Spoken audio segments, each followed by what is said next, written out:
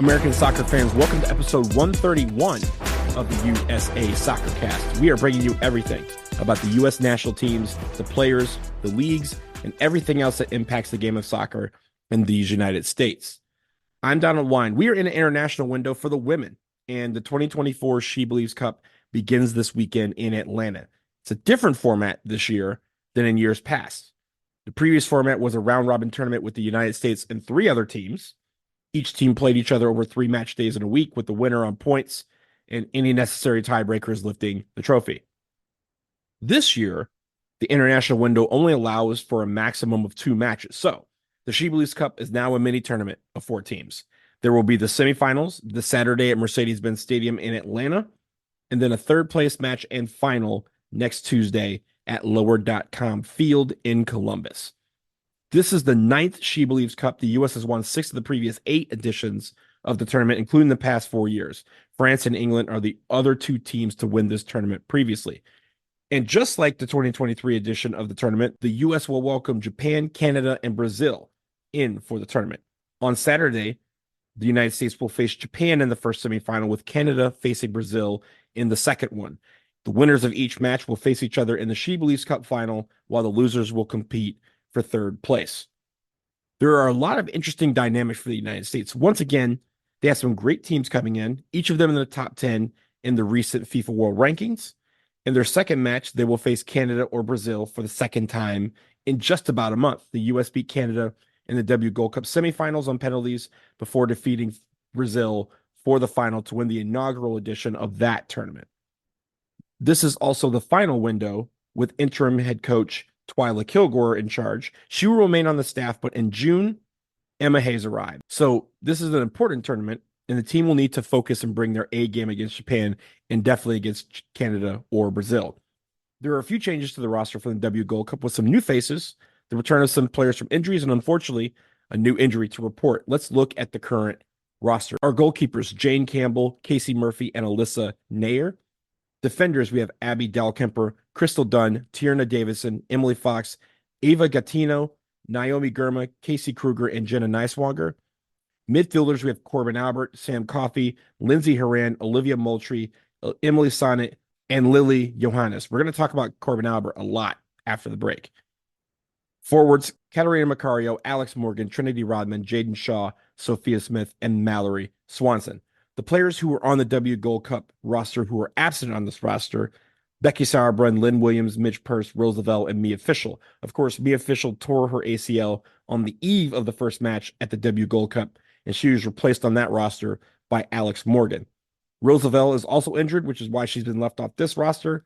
And Mitch Purse, unfortunately, announced the day after the roster came out that she had torn her ACL and will be out for the rest of the year for Gotham and the United States. So that's a huge blow, because she had been really playing well for club and country so far in 2024, and we wish her a speedy recovery. We hope she's back in the fold and 100% as soon as she can. Becky Sauerbrunn and Lynn Williams are players who were on the Gold Cup roster who were not called in by coach's decision. Other players omitted from the roster is a who's who: Aubrey Kingsbury, Elena Cook, M.A. Vignola, Sophia Huerta, Kelly O'Hara, Savannah DeMello, Andy Sullivan, Ashley Sanchez, Ashley Hatch, and Alyssa Thompson. That's a national team roster in itself.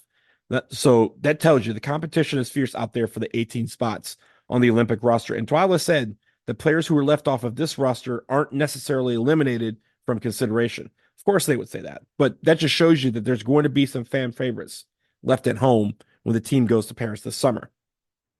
Let's talk about some of the inclusions on this roster now. And we start with the return of Mal Swanson from that gruesome leg injury that she suffered last April on U.S. women's national team duty. It cost her a chance to play at the World Cup last summer, but she is back. She's trained with the women's national team last month before the start of the W Gold Cup, but she is on the roster officially again, and it feels great to have her back. Joining her in return from a lengthy injury absence is Katarina Macario. Kat is back. It's good to have her back. She's been off the national team since 2022 when she tore her ACL, and it took almost 2 years for her to return from that. She recently came back to action by making her Chelsea debut as a sub, where she scored, because that's what she does. She already has a few goals for Chelsea, and her creativity is absolutely welcomed on this team. So again, really glad to have her back on the squad.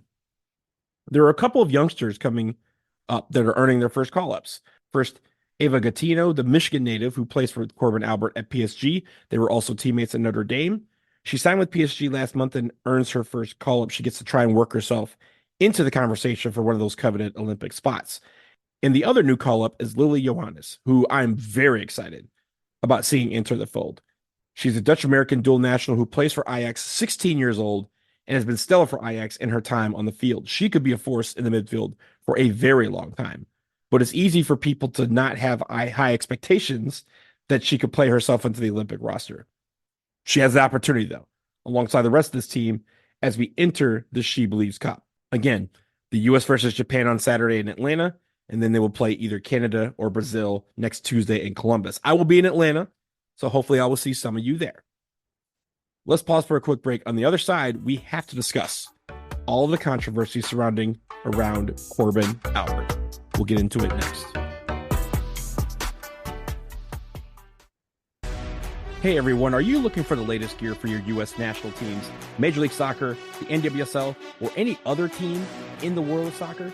The USA Soccercast has affiliate partnerships that are ready to help you out. Head to linktree.com/USA Soccercast, where we have links to Homage, Fanatics, the MLS store, and Breaking Team. You can get the jersey, shirt, hat, or accessory you're looking for to support your team, while also saving some money and helping this show in the process. Again, linktree.com/USA Soccercast. Click on the links and get your gear. And we thank you as always for your support of the show.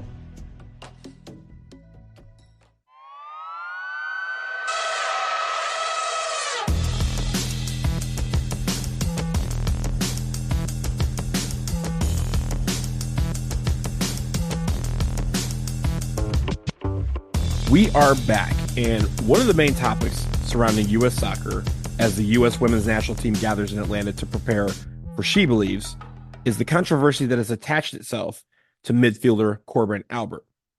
Last week, it was discovered by some online that Albert had reposted some content on her social media accounts that were very anti-LGBTQ, homophobic and transphobic in nature, and during that process, a pattern was discovered in the type of content that she apparently agrees with. Included in that was also a post that Albert had liked that was a joke aimed at women's national team legend Megan Rapinoe. The post joked that God was responsible for Rapinoe tearing her Achilles in the NWSL final, which turned out to be her final game as a player. And a lot of the posts that she has liked or agreed with, apparently, were hate-filled and guised in the terms of faith. Well, word of that reached Rapinoe, and she produced a scathing response to it, while not naming Albert in it.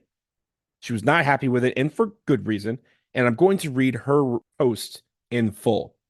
She says, quote, "For people who want to hide behind my beliefs, I would just ask one question. Are you making any type of space safer, more inclusive, more whole, any semblance of better, and bringing out the best out of anyone?" She wrote, "Because if you're not, all you believe in is hate, and kids are literally killing themselves because of this hate. Wake TF up." I think you know what TF is. Yours truly, number 15. She went on to add, "For all my trans homies enduring this horrific treatment day in and day out, I see you and hear you, and I am with you." That post was co-signed by several players, including Becky Sauerbrunn, Lizzie Horan, and Abby Dahlkemper. That prompted an apology that Korbin Albert posted on her Instagram story, and again, I'm going to read that in full. She says, quote, "I want to sincerely apologize for my actions on social media. Liking and sharing posts that are offensive, insensitive, and hurtful was immature and disrespectful, which was never my intent. I'm really disappointed in myself and deeply sorry for the hurt that I've caused to my teammates, other players, fans, friends, and anyone who was offended. I truly believe that everyone should feel safe and respected everywhere and on all playing fields. I know my actions have not lived up to that, and for that I sincerely apologize. It's an honor and a privilege to get to play this sport on the world stage, and I promise to do better." End quote. That apology hasn't done much to help smooth things over with her women's national team teammates. A slew of the players on the current roster unfollowed Albert on social media, and it has created a mess for U.S. soccer as this camp opens. This team, which is normally very close-knit and unified in their movements, now have to deal with this as a team. It's a privilege to play on a national team, and teammates may have beliefs that differ from each other. That's a part of the process. However, hate and not be something that you hold in your heart and outwardly proclaim while hiding behind your faith. It just can't. Not in this society, and most certainly not on this team. This team has been at the forefront of standing on business and advocating and fighting for LGBTQ plus people all across this country, especially transgender people. They have never wavered in their support, and they have moved officially in public and private to make that a safe space. Many players on the team have been LGBTQ, and they know that on the team they are tight-knit, and that safe space was always protected because everyone on the team knew that they were on the U.S. women's national team with the best players on the planet, and they were going to be inclusive of everyone on the team, their family, friends, and the fans who support them. And even those who didn't. That safe space was certified.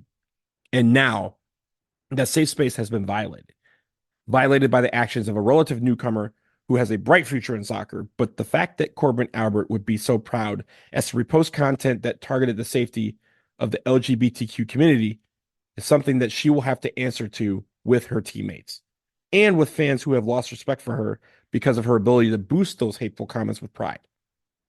And doing it under the mask of faith is a cop-out because a lot of people share the same faith as Korbin Albert. And if you read any holy book, there's no section on how to hate because it's not a part of faith. Faith is community building, not hate filling. And I wish she or anyone else would not try to present their hate as faith-based because it's not. It's far from faith-based. And they should not use it as a crutch to try and get away with their hateful and hurtful rhetoric. And then there's also the liking of a post that is targeted at one of the legends of U.S. soccer and a beloved figure on the women's national team in such a hateful way. A teammate liking a post that laughed at her career ending due to a nasty injury is something that I'm thinking the team just cannot sit by and let happen. Because as Megan Rapinoe, that whole locker room is there because Megan Rapinoe went to war to advocate for their safe space and their humanity and their equality. Stood on the front lines every single day and faced all those people who made her the face of what they thought was wrong with America, drew the ire of the former president of the United States and other political leaders for simply existing, was ridiculed for ending the World Cup with that penalty miss, and laughed at again for going down with the injury 6 minutes into the NWSL final, her final game as a player. It's one thing for the nameless corner of the internet to do that. It's not acceptable at all, but the team can ignore the troll under the Twitter bridge or the deepest corner of the internet. Korbin Albert is now bringing that into the locker room that Megan Rapinoe fought all those wars for so many years for each of those players, and she will probably have to answer for that too. Wishing serious injury upon anyone on the team is bad, but she chose to do it with the one player that sacrificed her own soccer future to kneel for Black people's civil rights because other people on the team feared reprisal. She was held back from the team for a while because of that. She fought for gender equality and pay equality to have women's sports be more accessible on TV and for more resources to be pumped into the women's game. And she won just about all those battles, not just for the players that were in the locker room with her, but for the ones that would come after she was done, and that includes Korbin Albert.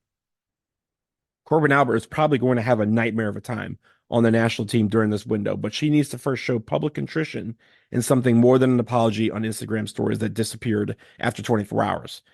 She has to want to unlearn some of the hateful rhetoric she was so proud to share and her family was sharing, and she has to take several steps to do that. Finally, she has to rebuild the trust with her teammates. That will be a process that involves everyone, and together, they're going to have to rebuild the safe space that she violated with her beliefs. There's not a lot of time to do that, so in more ways than one, the U.S. women's national team has the work cut out for them this week, and no one has more work to do than Korbin Albert. That will do it for episode 131 of the USA Soccer Cast. Thank you so much for listening. Remember to follow us on Twitter, and we're on YouTube as well. Find us on both at USA Soccer Cast. Subscribe, rate, and review our episodes. It really helps, and it's greatly appreciated. Don't forget, we have affiliate programs with a ton of places to get you the gear you love and help you travel to see your favorite teams play or watch them from the comfort of your home. We have partnerships with Homage, Fanatics, Kitbag, ESPN+, Fubo TV, Paramount+, Hilton, Marriott, United, and so much more. Head to our Linktree, linktree.com/USA Soccercast to learn more. Click the links to those sites and support the show in the process. We'll talk to you again soon, y'all. Peace.